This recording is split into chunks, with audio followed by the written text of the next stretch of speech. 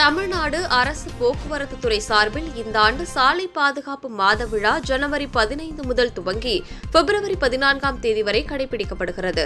இதையொட்டி தென்காசி மாவட்ட போக்குவரத்து காவல்துறை மற்றும் வட்டார போக்குவரத்து துறை சார்பில் விபத்தில்லா மாவட்டமாக உருவாக்கிடவும் தலைக்கவசம் அணிவதன் அவசியம் குறித்து பொதுமக்களிடையே விழிப்புணர்வு ஏற்படுத்தும் வகையில் பேரணி நடைபெற்றது.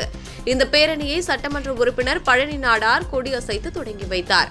மேலும் இந்த பேரணியானது பிரசித்தி பெற்ற காசி விஸ்வநாதர் ஆலயம் முன்பு துவங்கி தெற்கு மாசி வீதி மேலமாசி வீதி வழியாக பழைய பேருந்து நிலையம் வரை சென்றனர்.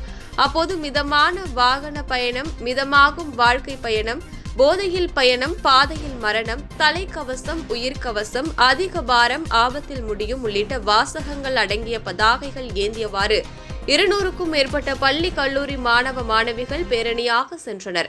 இதில் வட்டார போக்குவரத்து அலுவலர் கண்ணன், உதவி அலுவலர் கனகவள்ளி மற்றும் போக்குவரத்து ஆய்வாளர் மணிகண்டன் மற்றும் தன்னார்வலர்கள் இந்த பேரணியில் கலந்து கொண்டனர்.